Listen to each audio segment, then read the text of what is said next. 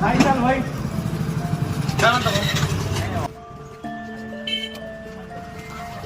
लय दिवसांनी भेट झाली. चला चहा घे. चल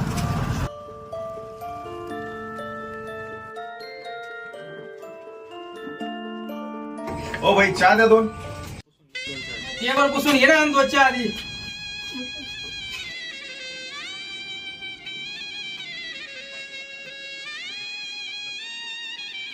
काय भाई लहान लेकराला कामाला ठेवलं राव. मग काय झालं, मजबुरी असती, गरिबी असती, त्यांचीच घरचे त्यांना पाठवली. असं असतं.